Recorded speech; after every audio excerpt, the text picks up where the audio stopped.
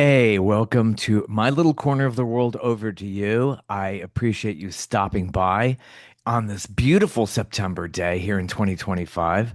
I have a lovely guest on here today. Her name is Maia Sharp. This is a return to the podcast. She has been on here before and she has a great new release out. And we're going to connect up with her right now. I love doing this, by the way. I believe she's out in LA, but no. I bet she's in Nashville. I bet she's in Nashville. I think she moved there, but yeah. All right. So you're up in Tennessee today, or are you traveling around the country as we speak? Actually, I flew out yesterday, so I'm in Los Angeles today. This is like uh the first day of the tour essentially. So this is Oh, the first morning that I am somewhere else, and the first show is on Friday. wow. And This goes with my first guess because we're like, I know you have the LA connection and everything, but I know oh you had yeah, moved to Nashville. I was like, you're all over the who place. was your first guest? My very first guess was that you were probably in Los Oh, Angeles. oh, the And guest. I thought you said a yeah, guest. I was like, yeah. oh, I wonder My if I know them. my first guess was 5 years ago. I've been doing this for 5 years. Okay, yeah, I thought this was already rolling. Yeah, Yeah. I lived in Los Angeles for 43 years, something like that. And this is actually I've been coming back less frequently and getting more and more wistful. I think I need to adjust the schedule a little bit and make sure that I come back. I almost called it home again. I mean, Yeah. what does that tell you? Yeah, I guess you had a lot of family there too as well. Well, I did. Actually, most of my extended family is in the Central Valley. I do have a couple cousins in the LA area, but I moved my parents out to Nashville last April. So Ah. now we're all in the same city again, which is very helpful. I'm an only child, so it just Oh, makes it's all on this you. time. Yeah. Yeah. Yeah. I mean, they're still, they're still awesome. They had me very young, which is definitely a plus now. They're only in their early 70s, and Oh yeah. they're like artist early 70s. So it's even younger. They are very artistic and a lot of Yes. connections there. It's a very interesting background that you have. And it's no wonder that the apple is not falling far from the tree after all these years. That's You're doing this and you're Yeah. a true artist. It's like Well, that's thank that's your you. world. Yeah, it is, but I'll tell you, like it was never assumed, and they never like pressured me any which way or even ever give me any like unsolicited advice. Like I could have done anything that I wanted to and they were there. I'm one of the very, very fortunate ones who I always knew that I had the support of my, you know, really everybody in my family. Like, and it's not always like that. I have friends that have had a really hard time with all kinds of aspects of their life. Like, I want to be a musician. Well, that's not a real job. Yeah. I think I love a woman. That's not okay. All of that. Like, man, I dodged a lot of bullets. Like, I Mm-mm. got very, very lucky with that. Oh, that is so true. And I think people around my age, your age, it's like we've seen that. There Hmm. are different sets of issues these days growing up. Yes. Good things that have happened, we are more aware of bullying and all the human rights issues. Right. Gosh, the things that we put up with. Oh my gosh. Yeah, but Yeah. we didn't have to do it online. Yeah, that too. At least it was over. I Yeah. mean, it would at least in person, it was over at the end of the day. Maybe it was still there in the morning when you had to go back to Yeah. school, but it wasn't on a loop. It wasn't forever. Yeah. I can't imagine having to deal with that. Like, I can't imagine some of the stuff, it- yeah, just some of the stuff that I had to deal with. I cannot imagine if I went home and there it was in front of me on a little Yeah. screen. Yeah. Keyboard warriors and Oh, they're all over the place. It's like yeah. turn the comments off. I don't need this. Yeah. Oh, I'm sure you've heard it Oh here, yeah. right? Oh, all the work I've done, whether I've been in journalism, doing the Uh, stuff I do here, it's yeah. just everything's under it. I feel like everything's under attack. It never ends. There's some people with so much anger inside, like they're just looking for somewhere to point it, and they just need to troll. Like, Yeah. wow, how much time do you get on this earth? We don't even know. And that's how you're going to spend it? Yeah, yeah, yeah, it's God, true. What a waste of time. And then, what a I waste. think that they just don't think that there's anybody on the other end of it reading, reacting, have emotions. They just think they could just put it out there and they're venting. Maybe somehow they think they're just, letting it go. But like things have gone public. You see all the viral videos Oh, out there, yeah. people losing it in public. Oh, yeah. You know what? I wonder if it's kind of like when you're on the road. Like you don't see that there's a human in the car. You just Yeah. kind of see the bumper and the wheels and the Yeah. car. Oh, Because that's yeah. definitely let things fly in the on the road that I would never do if we were just face to face. I say horrible things to people that I never would do if there was a human face in front of me or even That's true. online. Yeah, just let it go into the ether in your own room. Yeah, Hopefully nobody's exactly. listening. Exactly. Yeah, some people, and then you see that taking it out on the road. We have road rage here in the southeast, here in the Atlanta metro area. I'm sure in LA, Oh my that's God, it's Atlanta. terrible. I know when I'm getting close to Atlanta, even if I've, like kind of lost track of where I am, I can feel it on the highway when within 50 miles of your city. I can't, I mean, it's kind of like the Autobahn. It It's is. it's Oh my gosh. serious. Yeah, when you have those straightaways and people feel like they could really just like Oh man. cruise And the lane lines don't mean anything. or Wow. blinkers. Well, I'm glad that you're okay. Yeah, yeah, we're surviving. I don't know how much longer, but I take it day by day. That's all you Yep. could do, Yeah. really. But that's you're out there traveling, so the tour is basically starting on the West Coast. Are you working your way in? How is Yep. that working? Yep. I am starting in my old hometown on Friday, staying in the LA area through Saturday, and then heading up to the Northern California area. And then Oregon. I'm playing the Sisters Oregon Festival for the first time, and I've heard wonderful things about it. It's a week. I think it's the 22nd through the 25th or the 26th. It's a week of what they call the Americana Song Academy. And Ah, so I teach two classes and I'm like available to mentor and I'm just around. And um, 3 days after that is the festival. And that's like the Friday through Sunday. And then I think each of the artists play a show a day. It just sounds like a community thing. It just sounds like a way to really get to know some new people. It's not just like, hey, at the show. yeah. Hopefully I'll see you again out there on the road, but like an opportunity to really kind of steep in it. And it made me, so I teach one-on-one a lot and I do a lot of workshops, but Oh. thinking up a class and then standing in front of a class and presenting, this is my class, Yeah. something, What a it's some, feeling. it's a whole other thing. Mm. Like, the workshop thing of like hearing your song, finding out who you want to reach with it, what do you really want to say? I can help you with all of that, but it's more of a reactive thing. Oh, that's But cool. but a class is not reactive. It's like I'm going to show up, you don't know what you're going to hear, and I have to present something. There's a little bit of a like, oh, I'm a little terrified, which I appreciate. Like, I've been doing this for 30 years. And I like when things still kind of scare me. Like that's obviously a comfort zone that maybe I didn't realize I was in. And now it's time to push it a little bit. So I'm going to stand in front of a class Nice. and present this thing that I made that may or may not suck, but I think it's going to be all right. Be fine. Yeah, well, it's all performance. So you always have to remember that. It's like, hey, Exactly. if I could do this, I could do that. But yeah, it's about Right. getting out of your comfort zone too, which, a lot of us, you need to do that. It's like exercise. You need to really get Yes. out of it. Oh, exactly. I think the nightmare would be if everything was just super easy.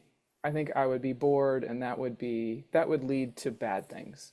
I think I would Yeah. start to be like, what's it all for? And why am I here? Like I would go to all of these existential bad places. I need to keep on kind of like, oh, I didn't know I could do that, or oh, I need to really improve on that, or I need to always always have a cycle like that happen. Yeah.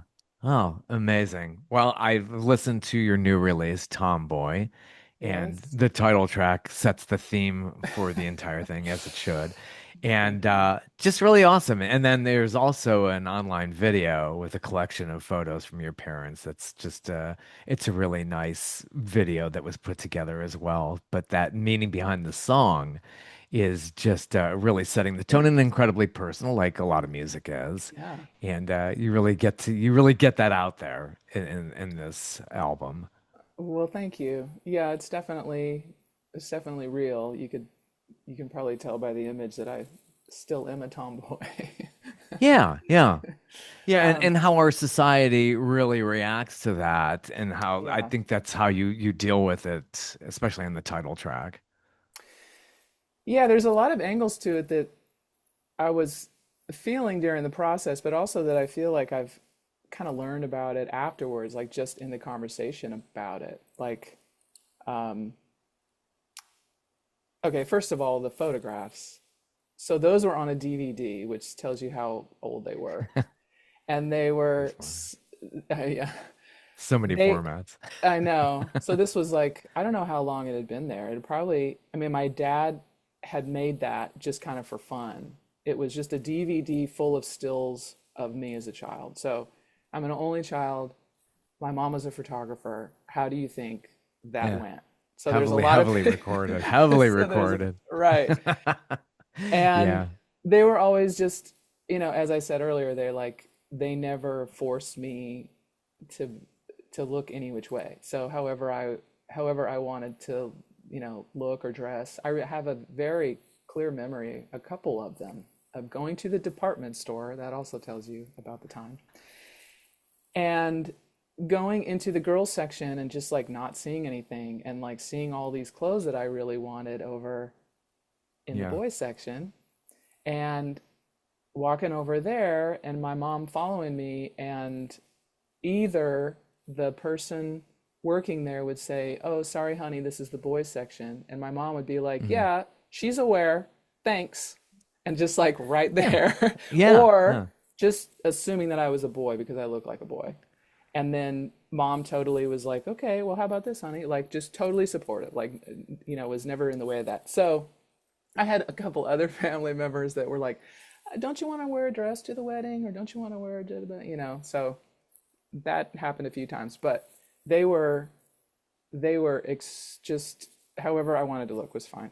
So there's a lot of pictures of that, Yeah. and I found the DVD. I had seen it sitting there in the stack, and I knew that it was probably pictures of me as a kid because on the cover was that shot of me in a football helmet without a shirt holding a football.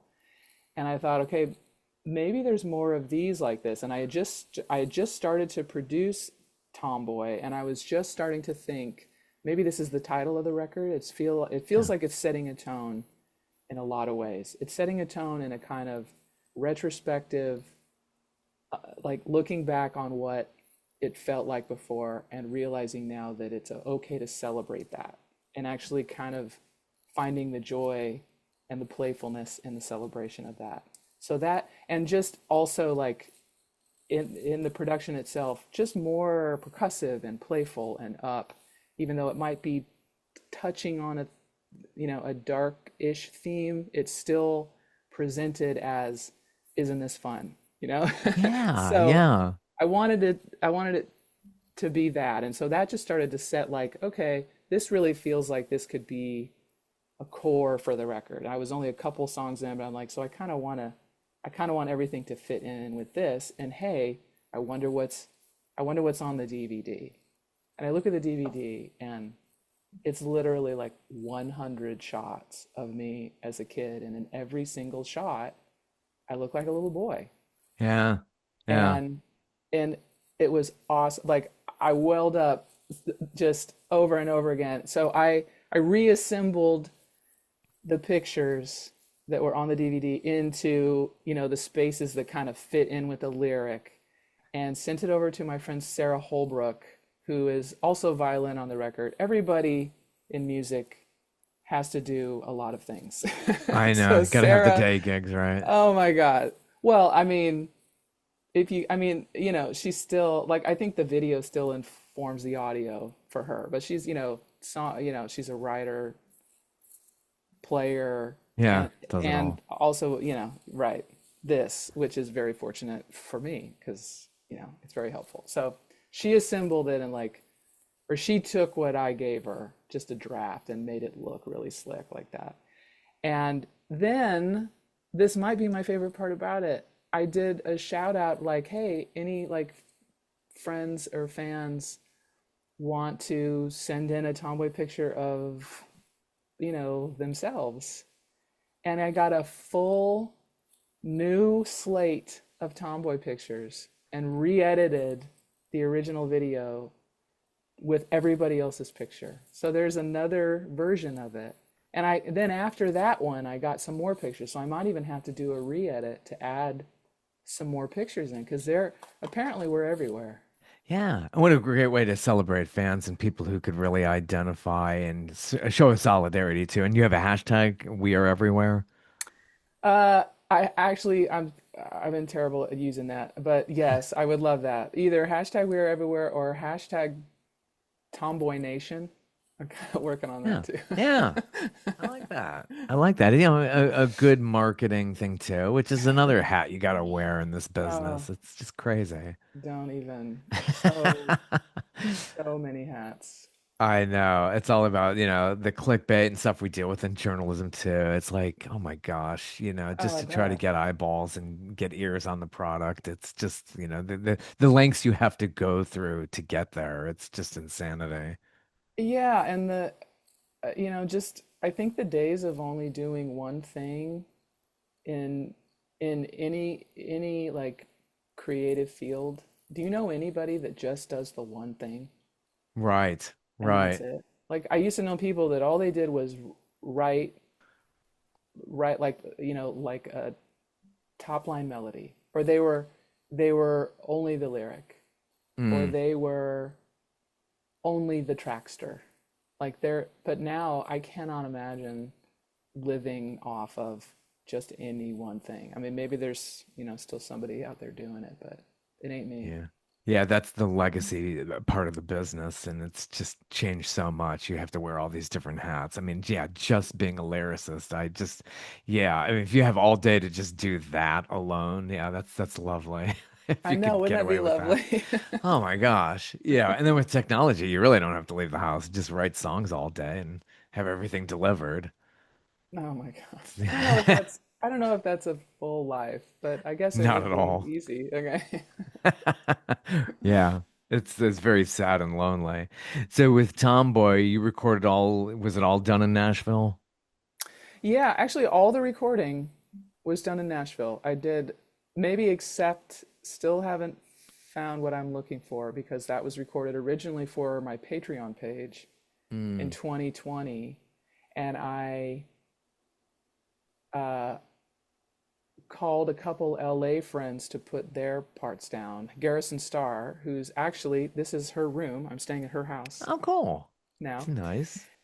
So she put a choir of vocals down on it for me, and my buddy Vanessa Freebairn Smith put a stack of cellos on it for me and sent them back to me. And that was the only outside of Nashville thing. The rest of the album was the process was pretty much the same for those other 9 songs. I framed it out in my studio and then sent it out to Eric Darken to put percussion down. I asked him for unusual things like nothing that just sounds like a drum set. So he Mm. has he has these percussion instruments from all over the world and he put down all this just wonderful odd things like what the hell is that? I don't want to know. It sounds like something I haven't I have never heard before, so that's perfect, right? Um, had my bass player Will Honecker come over, and then had a couple like real like I would just like what I want a flugelhorn on that, or I want a string section on that. So all the rest of the the rest of the parts, they came to me. But this, more than any other album I made, and this is number 10, this one I spent the most time alone, just mad scientist, just falling down holes, just like I'm gonna look for that synth patch for 3 hours and enjoy every minute of it. I'm gonna, To shut tr- yourself away oh until my you're gosh, fully formed. That's yeah. I mean, just for the journey of that, for the creative information of that, and also off the clock. Like you don't, you don't have to. It doesn't. It doesn't like run up the bill anymore, and the bill is already high enough uh, with the pressing and the oh promo gosh. and all of that. So Yeah, people don't know about the marketing and how much goes into that. But yeah, getting back to I like your cover of U2's uh song. oh, It's just thanks. absolutely amazing. And you're referencing about how like you miss the 80s songs in some of your lyrics and That's like right. that's got to be one of them obviously. It's like yeah, it's like comfort food. I still haven't found what I'm looking for. It just it's one of those things. You remember where you were when you first heard that and Yeah. music business was so different at that point. Yeah, you're right. I hadn't even uh, connected the '80s reference. I referenced the '80s in another song called "Edge of the Weather Line" that I wrote with my friend May Earlywine. I just realized Earlywine and Weatherline rhyme, but Yeah. uh, It's really a nice yeah. mellow track. I love your saxophone on Oh, that. thank you. Well, the '80s reference definitely inspired me choosing to play the sax on that. Because do you Hmm. remember the '80s and '90s? Saxophone was the Uh, thing. David Sanborn was like, oh I my gosh. When mean, I heard that, somebody brought that into the dorm room. I'm like, what? What is it with this? I It was just know. amazing. And just like so many pop hits, the Sade stuff and the George Michael stuff and Sheila E. and Billy Ocean. And like, there's all these like very known saxophone solos from that era. And that's It's when I was starting to come up. Like, saxophone was my first instrument. I thought I wanted to be a oh, saxophone player. I went to college here in LA to be a uh, saxophone player. And I was like, I was inspired by that. Like, oh, the saxophone player in the band is the coolest person in the band. Look at all the solos they get. And then there were no more sax solos after like 2005. Like, dude, it's so yeah. odd. It's so rare to hear it. Yeah, it is something in its time. It definitely is. It just gives it that edge, and it really does take you back. It's a very nostalgic feel, but yeah, it's wonderful how you Thank you. wove that into Edge of the Weather line. It's just very well done, and you got some great collaborations on there with Terry Clark. Is Yes. wonderful song called "Asking for a Friend." It's just Thank you. really nice collaborations you have in there. Yeah, thank you. I think either Matthew Perryman Jones or Terry Clark was my first, like, you know what, I really want to feature them, like, um, especially because their vocals are so prominent on there. I mean, those two songs are basically a duet. They're both, singing for the whole thing. And um, I hesitated a little bit, like, is it funky to like do more than one feature? Like, does it take wind out of a feature if you have a bunch of features, And then it felt like maybe two would have been odd. But if you just put the pedal to the metal and just do like half the record as features, like just lean into it. So I decided to do that. So I have another song featuring Fancy Haygood and Emily West that Emily and I wrote. Uh, the song that we were just talking about, the U2 cover is featuring Garrison Starr. Any Other Way is featuring a duo that I've been producing and writing with called Sarah and Shannon, and we wrote that song together. So it's like I I appreciate being able to be alone in the cave. I guess as an only child, I'm not afraid to be alone for a really long time, which is helpful on the road because I travel alone also. But it makes me, I think, appreciate even more than maybe I would have also being on a team. So when it's time to not be alone, I love to have a partnership. I love to have a team like that. And so to be able to bring my friends in, and especially after moving to Nashville 6 years ago or so, it's such a community centered place. We are interacting all the time. We are helping each other out all the time. We are referring each other, introducing each other to other people all the time. Like it's very active.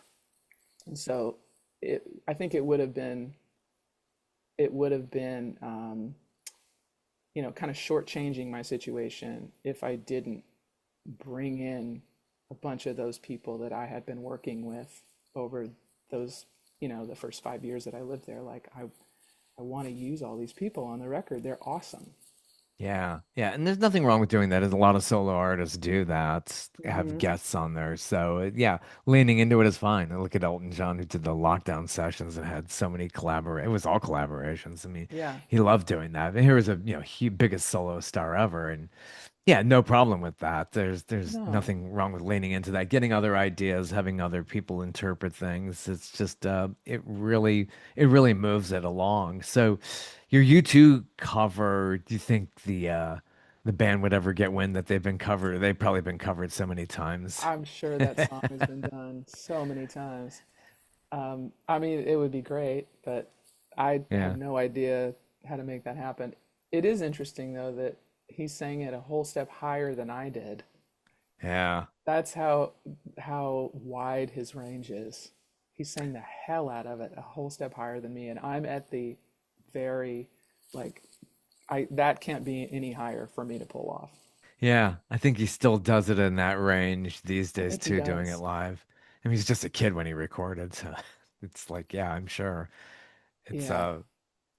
yeah, it must mean a lot to you though. I mean, that song and how you're still searching. You're still growing. It's just like Yeah. there'll be more albums. There'll be more ways to express yourself in the future. Yeah, it really is a great song for that. And this is the first time I've ever done a cover on an album. I don't even really do them live very often. I had kind of resisted that for for years, and I think I'm right about now. I'm wondering why I did that because this song, I felt very inside of it, like, and I'm sure a lot of people have. I'm sure everyone who covered it and who sings along to it is like, "This is me," but and it's not even right on the nose. It's such a cool, indirect, kind of put your own life in here kind of lyric. Um, yeah. Also, when it was recorded, the end of 2020 was the height of that. Like, Mm. I needed to sing that as high and hard as I could. Like, I needed to get that out. And I kind of circled back and just found it again. Like I had forgotten that I even did that. And once I found it, I was like, okay, do I re-sing it? And then realize I can't recapture where I was at the end of 2020. It was an even more of a, I like even more of a searching place. And I don't know that I would be able to get there again for the vocal. So I just used that. Yeah. In fact, ended up using everything that I did 5 years ago. Yeah, and also the parallel with a song like that is that you keep digging and digging and searching, and you're the daughter of an anthropologist, so there's That's some right. parallels there. That's It's like right. there's the hidden meanings, always looking for that. So, but you got to you were really discovering the mini synth, and geeking out here on Yes. some of this stuff. It's the OP1 Field The mini OP1 synth. field. Oh my God. No, it's like trying to, it's maybe this big, Wow. tiny little guy. And it does, I think I've maybe cracked the top 3% of what it can actually do. You can record a record on it. You can record into it. You can also like record sounds, loop them, morph them, make them into whatever you want, put them on the record that you're making inside of it, all the synths, all it's crazy.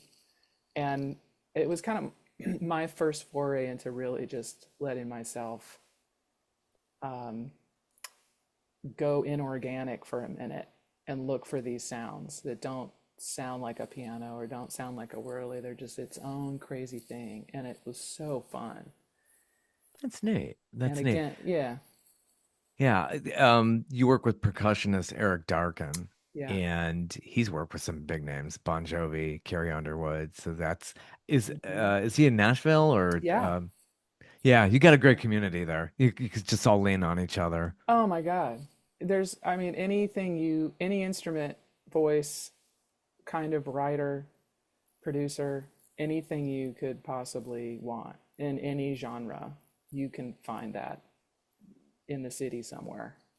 Yeah, And yeah. Eric and I met on the Art Garfunkel record, Oh, cool. 2001, 2002, something like that. It flies. Time is just I know, he got hired for that. Billy Mann hired Eric Darken for that record, and that's when we first met. And then we reconnected on a Songwriting with Soldiers session 20 years later, and are like, hey, dude, I need your number. And then boom, I used the hell out of him on this record. He's on almost every track on this record.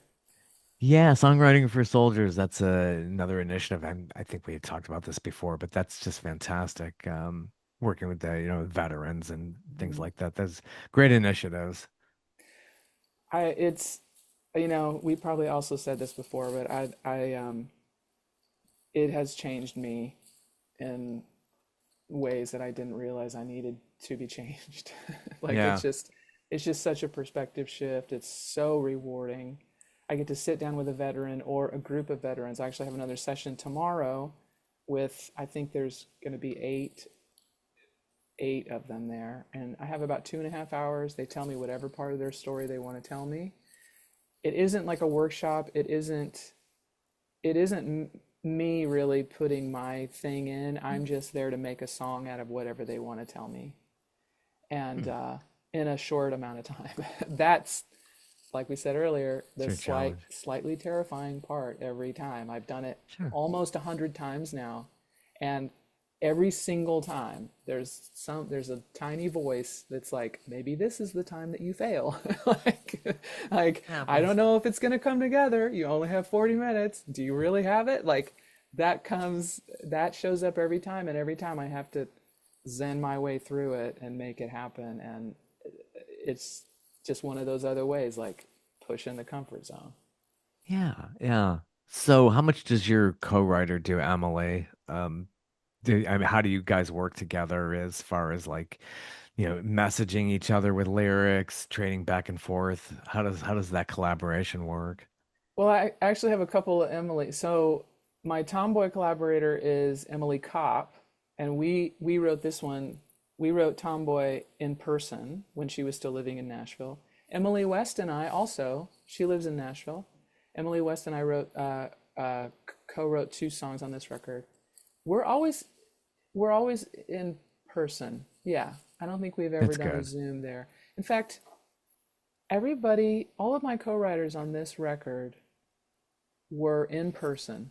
Wherever we were, it wasn't a Zoom thing. I do the Zoom thing, but I don't think that happened on anywhere on this one.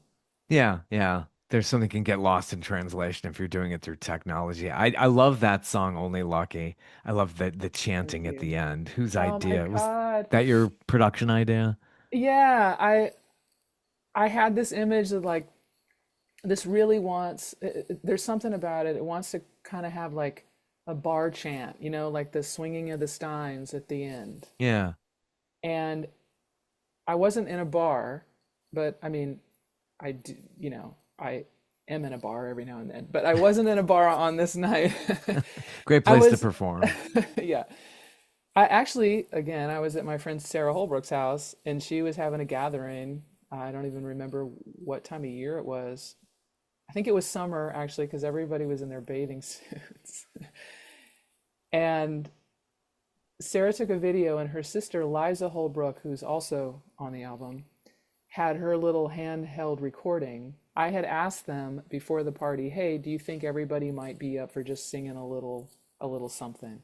And the song hadn't even been produced far enough for them to hear the song. I just sang them the part that I wanted them to sing. And so everybody just got in the backyard. There was probably 20 25 people, and I just sang them what I wanted them to sing, and then I shut up and let them sing it a bunch of times.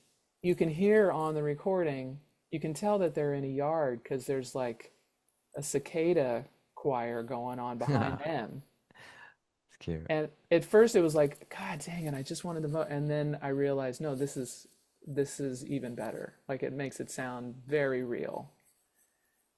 Hmm. Yeah, and they have a lot of them, half of them probably haven't even heard themselves yet.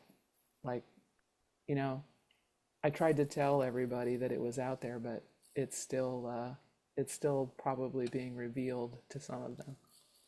Oh wow.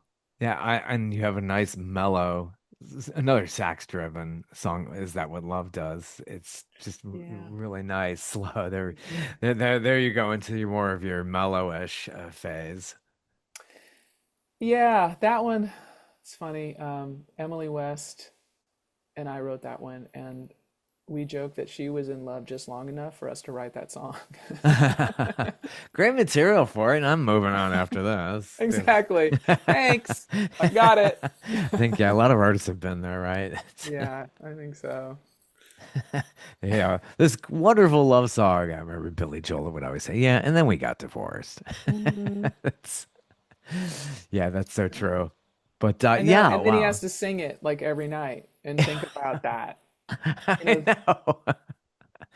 that's the, like, the slap back of that Yeah, yeah. sometimes. It's like she gave me this great song, in a certain way. Yeah, it's like, okay, I created this, but the impetus, the creation of it is really from this relationship. And then, Yeah. yeah, it doesn't end well, but yeah, it's popular and you got to perform it. It's like one of the staples, Hmm. it's got to be tough, I'm I'm sure, in sure some way. I'm sure that happens a lot. I definitely know artists who are like, I'm not doing that song. I'm not going back there. I can't go back there. You know? So when you're in a festival, how long is it set usually? Just like 15, 20 minutes? You know what? I'm not, this is my first time doing this one. I think it's a proper showcase set. I think it's like 45, Oh, wow. something like that. Yeah. That sounds Um, like fun. yeah, I think so. And there's a couple artists from Nashville that I know they're going to be there that I've worked with a little bit, but I haven't really had some hang time with them. So that's going to be cool. Get to see them. Yeah, Oregon's just gorgeous. Oh It's just man, what an atmosphere that is. That's a unique place as well. Just I know. oh, I'm West such a Coast. West. Well, exactly. Uh, Are you on the West Coast too? no, Or Atlanta's oh, you're landlocked just Atlanta. like That's right. Nashville. That's right. Are you from the West Coast No, I originally? grew up in Cleveland, Ohio. Okay. So grew up on a body of water, much Right. smaller than the Pacific Ocean, but Lake Erie sufficed in a lot of ways. We did have beaches on there. There was, Oh, I've been to Erie. It yeah, looks like the ocean. You can fool yeah, yourself into yeah, think it's the ocean with no sharks. I think it's yeah. perfect. It really is. One thing that they can't run out of is water over there. That's we Mm, can in Atlanta. I don't know about well, Nashville's on the Tennessee River, so that's not too bad. But yeah, I always get nervous if we get into a drought situation here. Like we might be really, fighting for water one day, but they do out in LA. They can run into droughts and they don't have desalinization I know. from the Pacific Ocean. So yeah, same problem there. Yeah, we're always trying to I'm saying we like I'm still in LA, but I am in LA right now. We're always trying to barter and get it from other places, and Yeah, it's tough. In Nashville, they call the water the Cumberland Punch because it's not great. yeah. Everybody has to filter it. Wow, I didn't know that. That's interesting. I know. Yeah, out in LA, it's like, oh gosh, if we could just dig into this one aquifer, we could have put out those fires way faster. We just like, it's like people just don't understand the Oh, geography. yeah, it makes me sad. Yeah, big time, big time. That's like one of your worst nightmares. It's apocalyptic. We're all over that story. It's just Yeah, insanely sad. yeah. I have two friends who lost their homes Ugh. in the fires. They're both all right, but I mean, Yeah. yeah, you really have to find a kind of a new place for that. Like, okay, with all of their like old photos and Ugh. like furniture, like everything was in there.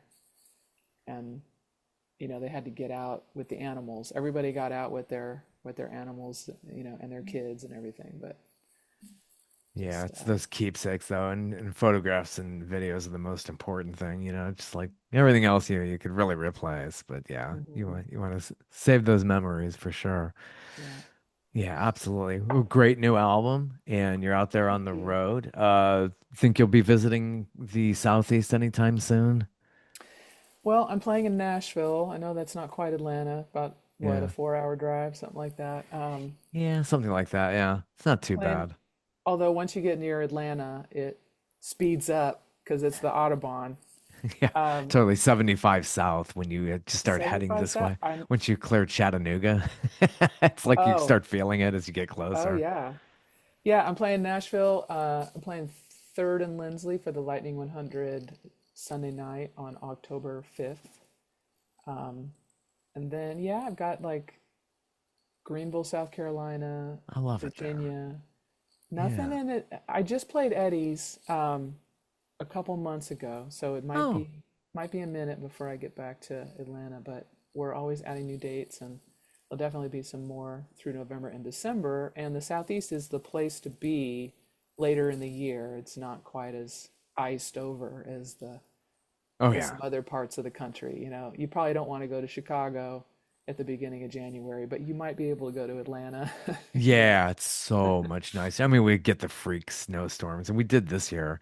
It's very rare, incredibly rare. Usually it's nice. Yeah, I'm so looking forward to fall and into the winter Mhm. here. It's just this Yeah. wasn't too bad of a summer. We've had some nice respites, and today here in September, not bad. I mean, this Good. humidity, we've been getting some breaks, which is so unusual. I've been here a long time, and it's very unusual in August, September to get a respite from the humidity. It's Yeah, we had our amazing. little false fall in Nashville. We had a sweet week or so. I'm Yeah. not sure what's going on there now, but it was really nice when I left. Of course, I'm like, oh, now I have to leave. But it's also really nice in LA, so can't complain. Always nice there. Well, cool. Thank you so much for stopping by. Thank Best you. wishes on this project and promoting it and getting out there on the road. And obviously, there'll be an album number 11 not too far in the future, I'm sure. I hope so. Thank you, Bob. Take care. Have a good one.